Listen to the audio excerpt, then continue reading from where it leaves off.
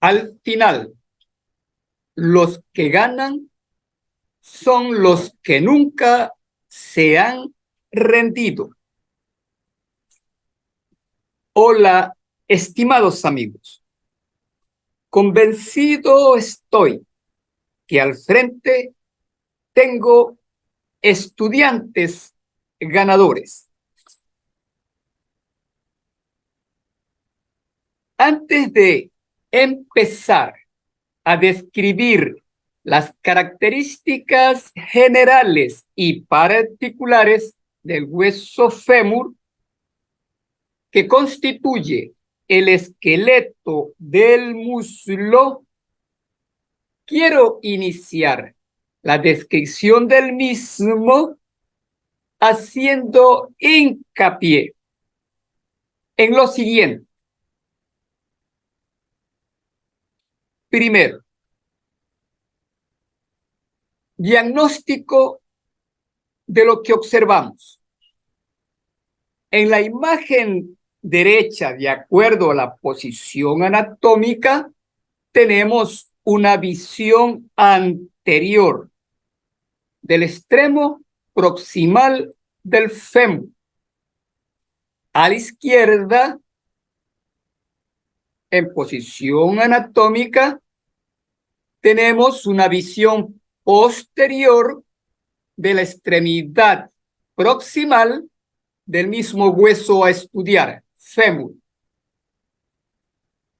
Ahí vamos de manera general a identificar lo siguiente, que después describiremos con lujo de detalles. Cabeza femoral, cuello anatómico, dos eminencias voluminosas de diferente tamaño, el trocánter mayor, que tiene una posición lateral, el trocánter menor, que tiene una posición posteromedial. Quiero anotar aquí es lo siguiente, que el trocánter mayor y el trocánter menor se encuentran unidos por delante por una línea rugosa que se llama línea oblicua del fémur o línea intertrocanteria. Importante porque presta inserción a un potente ligamento de refuerzo de la articulación de la cadera, como es el ligamento iliofemoral. En la visión posterior vemos que el trocánter mayor está unido al trocánter menor por un relieve rugoso mucho más pronunciado que se denomina cresta intertrocanteria. Esta es una visión posterior. Obsérvenla y diferénciela de la visión anterior. ¿Cómo sé que es posterior? Porque vemos parte de la línea áspera trifurcarse hacia el extremo proximal. Entonces, en la línea oblicua o línea intertrocanteria anterior se inserta el ligamento iliofemoral. Diagnóstico de lo que observamos. En la imagen derecha, posición anatómica, tenemos la articulación coxofemoral derecha, con su cápsula y sus ligamentos de refuerzo. En la imagen izquierda tenemos también la articulación de la cadera o coxofemoral, con su cápsula y sus ligamentos de refuerzo. No vamos a estudiar ahorita la articulación en sí, pero necesito que conozcan al ligamento iliofemoral femoral, aquel que por su base se inserta en la línea intertrocanteria. Observe que este ligamento se abre en abanico, partiendo desde la espina ilíaca antero inferior y del borde del acetábulo hacia la línea intertrocanteria. Este es el ligamento iliofemoral que, como usted ve, tiene dos fascículos. Tiene forma de Y invertida, con un fascículo o una porción externa y superior que tiene como función limitar los movimientos de abducción y rotación lateral, mientras que su porción inferior o medial tiene como función limitar la hiperextensión en la posición bípeda. Este es el ligamento iliofemoral que ustedes van a nombrar cuando hablan de la línea intertrocanteria. Lógicamente, la cápsula de la articulación coxofemoral tiene otros refuerzos como el ligamento pubofemoral y en su cara posterior está reforzada por otro potente ligamento que es el isquiofemoral.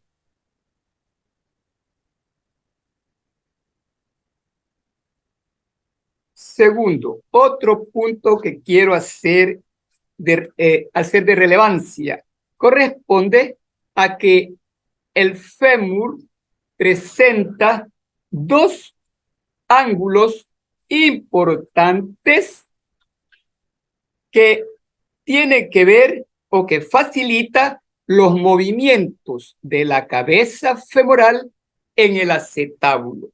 ¿Cuáles son esos dos ángulos? En la imagen derecha tenemos el ángulo denominado ángulo de inclinación. Este es el ángulo de inclinación. En la imagen izquierda estudiamos el ángulo de torsión o declinación. Ángulo de inclinación. ¿A qué llamamos ángulo de inclinación?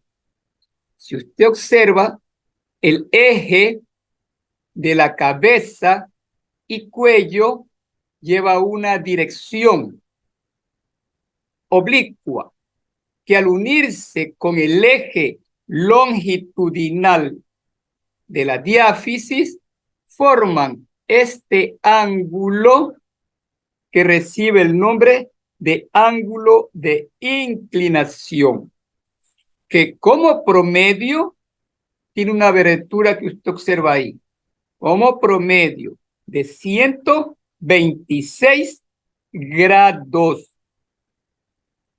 Este ángulo de inclinación es algo menor en la mujer y también es menor en los ancianos.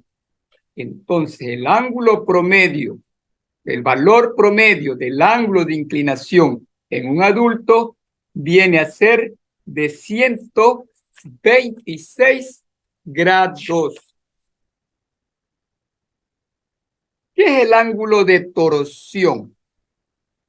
Para estudiarlo, tenemos que hacer una observación del fémur desde arriba, una visión superior.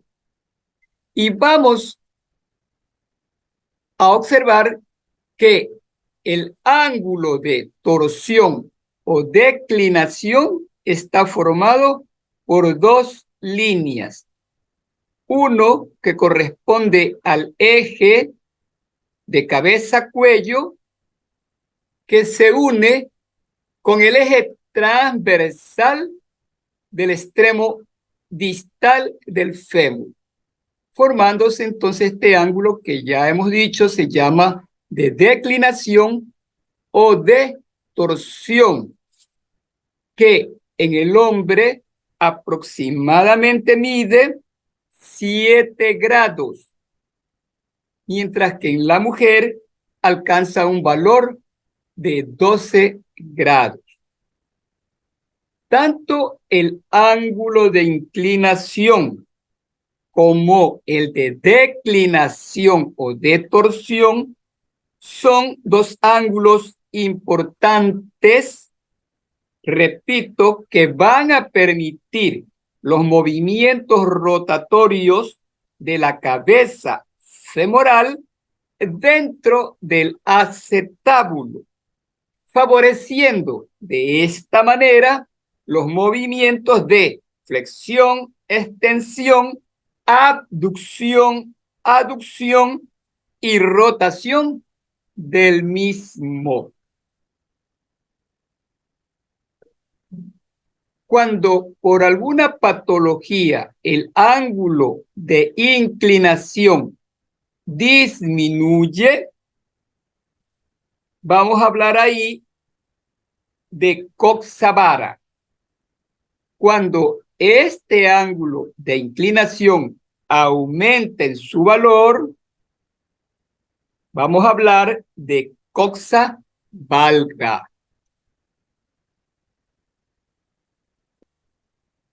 Esta diapositiva nos sirve para explicar que la irrigación de la articulación coxofemoral o de la cadera está comprendida por los siguientes vasos, que a su vez tienen que ver también con la irrigación de la cabeza femoral. La articulación coxofemoral, aquí se ha cortado la cápsula con sus ligamentos y entonces podemos observar las superficies articulares por parte del fémur que corresponde a su cabeza, la superficie articular por parte del hueso coxal que corresponde al acetábulo, cubiertos a su vez de el cartílago articular, que es un cartílago de tipo hialino. Aquí vemos dos elementos que componen una articulación sinovial, como lo ve la coxofemoral. ¿Cuáles son esos dos elementos que vemos? El esqueleto óseo de la articulación, cabeza femoral, acetábulo, cubierto por un cartílago hialino importantísimo. Y además, ¿qué observamos al ver incidido la cápsula con sus ligamentos? Observamos que la cabeza femoral está unida al acetábulo por un cordón fibroso resistente, más o menos cilíndrico, que recibe el nombre de ligamento redondo, que está incidido también aquí para separar la cabeza del acetábulo. Ya relacionado con la irrigación de la articulación coxofemoral y de la cabeza a su vez, procede la irrigación de ella de 3 ramas. Una de ellas es la rama acetabular o arteria de la cabeza femoral. Esta arteria acetabular es una colateral de la arteria obturatriz. Esta es la arteria obturatriz, que es rama de la ilíaca interna o hipogástrica. La obturatriz da una colateral que recorre por el interior del ligamento redondo y va a nutrir la cabeza femoral. Pero la cabeza femoral también y el cuello anatómico y la articulación coxofemoral también recibe irrigación de otras dos ramas que proceden de la arteria femoral profunda. Esta es la femoral profunda, que frecuentemente da dos colaterales para la articulación de la cadera y de la cabeza del fémur. ¿Cuáles son esas dos ramas? La circunfleja lateral o anterior, observe su recorrido, como va dando ramas para la cápsula, los ligamentos, el cuello femoral y la cabeza. Y tenemos la circunfleja medial o posterior, circunfleja medial o posterior, que también nutre las mismas zonas que corresponde a la circunfleja lateral.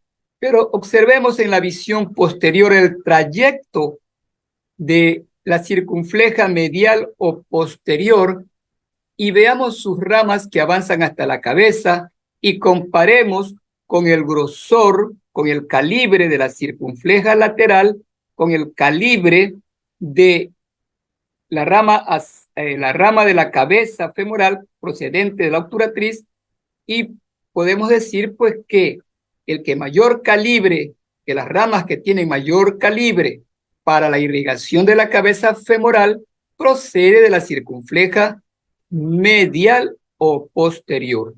Por lo tanto, ella es la que mayor aporte sanguíneo da a la cabeza femoral.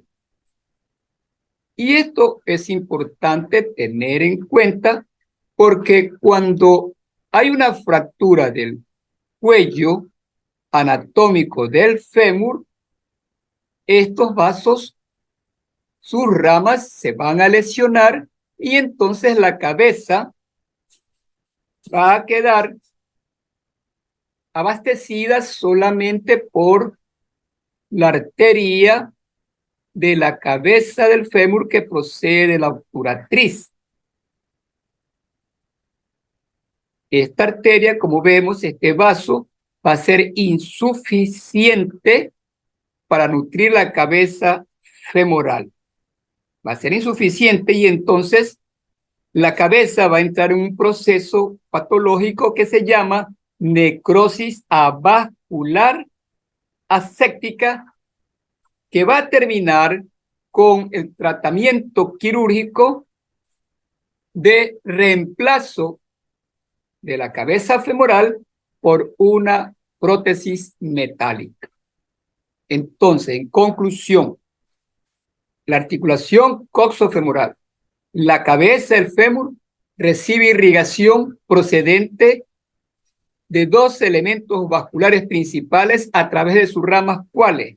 La arteria del ligamento redondo o de la cabeza del fémur, que procede de la obturatriz, rama de la ilíaca interna, y recibe aporte sanguíneo de las circunflejas femoral anterior o lateral, femoral posterior o medial. De estos tres elementos vasculares, el que más aporte sanguíneo brinda a la articulación y principalmente a la cabeza es la circunfleja medial o posterior. Esto es para que quede graficado la importancia de la irrigación de los vasos que hemos mencionado con respecto a la cabeza femoral. Aquí tenemos en la imagen derecha lo que decíamos teóricamente una fractura del cuello anatómico por una caída, tropezó el sujeto y se fracturó la cabeza, el cuello anatómico del fémur, ¿no? Generalmente esto se observa en los ancianos, sobre todo en las mujeres, que tienen un problema de osteoporosis. Al fracturarse el cuello anatómico, entonces el riego sanguíneo hacia la cabeza es deficiente, quedaría a merced de la arteria, de la rama que procede de la obturatriz, que es la arteria del ligamento redondo. Y el tratamiento quirúrgico de esta situación sería lo que está graficado en la imagen izquierda de acuerdo a la posición anatómica, reemplazo de la cabeza y del cuello anatómico por una prótesis metálica.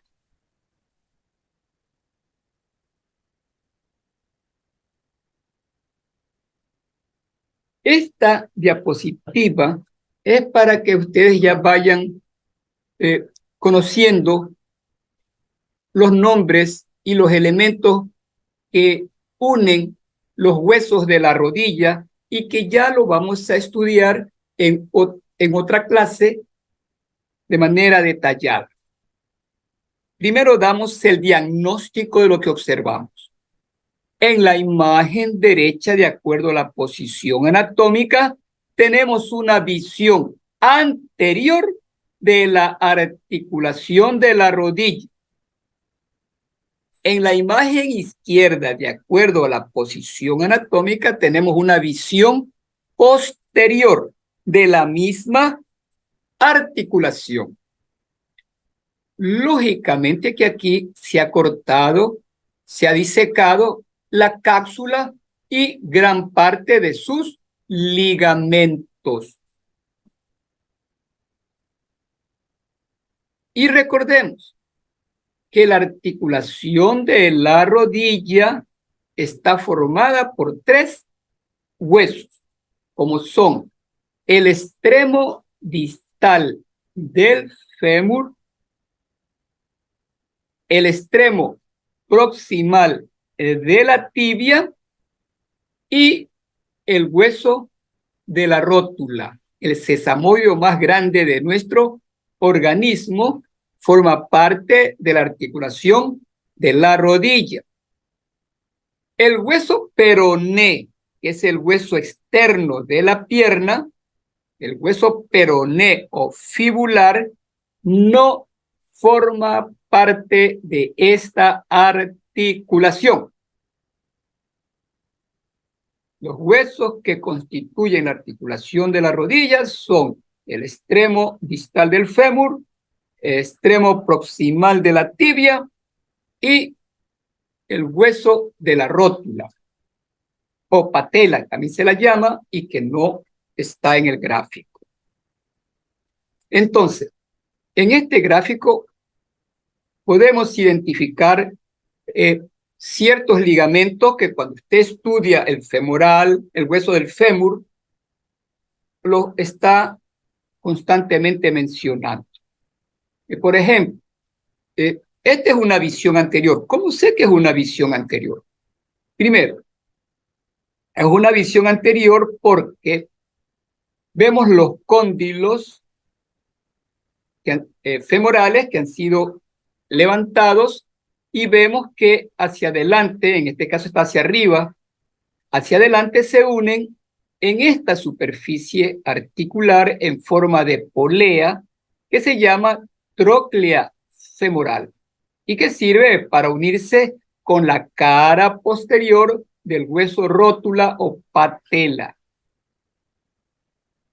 Entonces, ese no es un punto de reparo para decir es una visión anterior. Otro punto de reparo que nos podría ayudar es esta eminencia ósea en forma de tubérculo que recibe el nombre de tuberosidad anterior de la tibia, donde se va a insertar un ligamento que refuerza la parte anterior de esta articulación que se llama el ligamento rotuliano. Esto está situado en la parte anterior del extremo proximal de la tibia.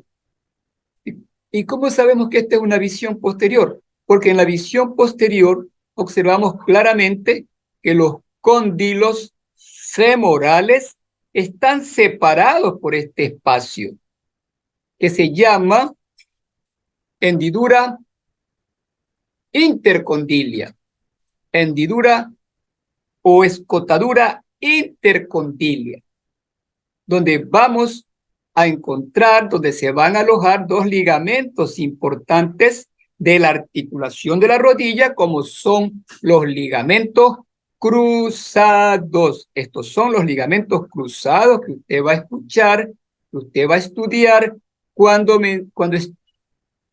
menciona la cara medial de los cóndilos, o cara profunda de los cóndilos, también podríamos decir así, ¿verdad? Entonces, esta es una visión posterior del extremo distal del fémur.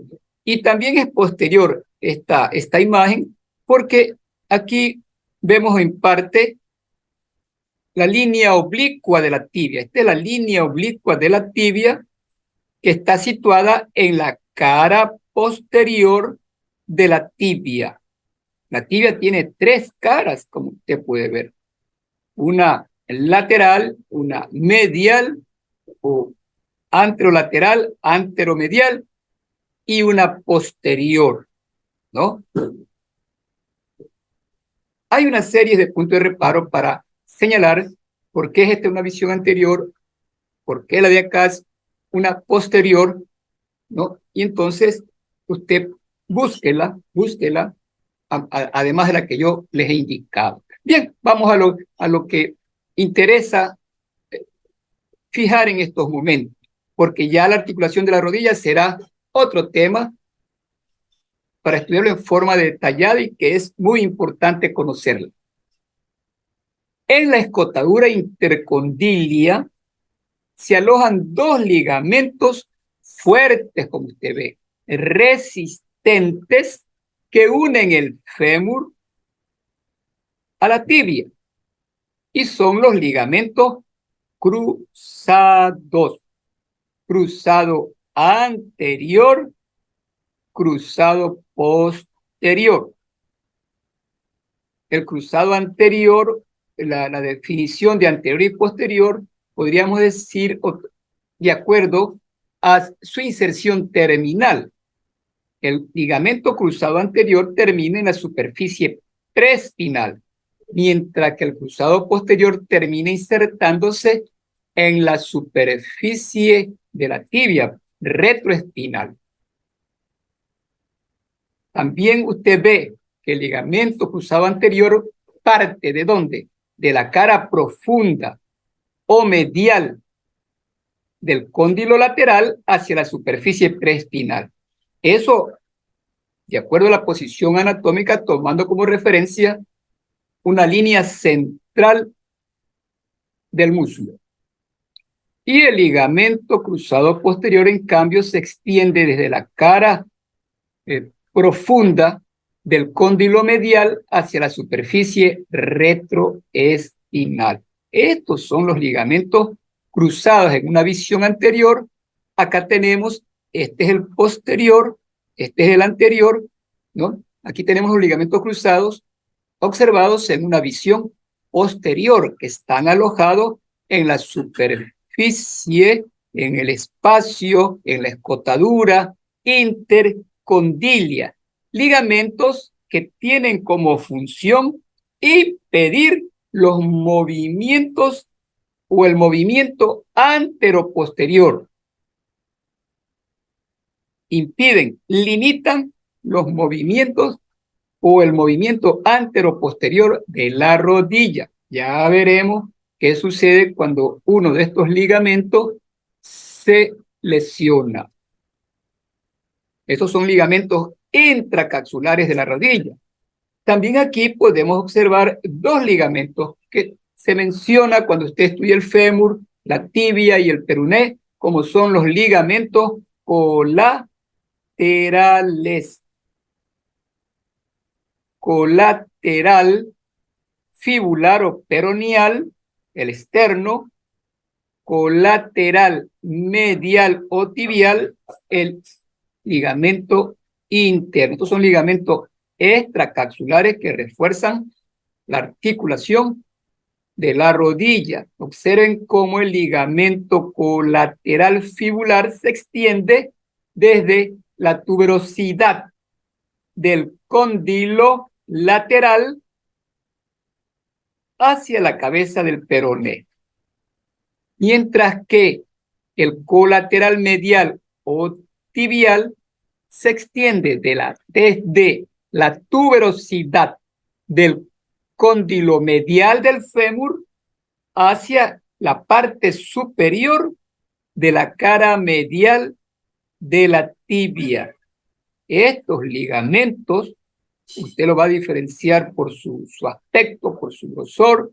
De los dos ligamentos, el más grueso es el ligamento colateral peroneal, que tiene la forma cilíndrica, mientras que el tibial es en forma de una cinta, está aplanado y es un ligamento débil que fácilmente se desgarra. Y un detalle anatómico importante de estos dos ligamentos es que el ligamento colateral tibial se adhiere a este cartílago que está aquí, que se llama menisco medial, que es importante saberlo porque si se lesiona el ligamento colateral tibial, arrastra, desgarra y se desgarra también el menisco medial.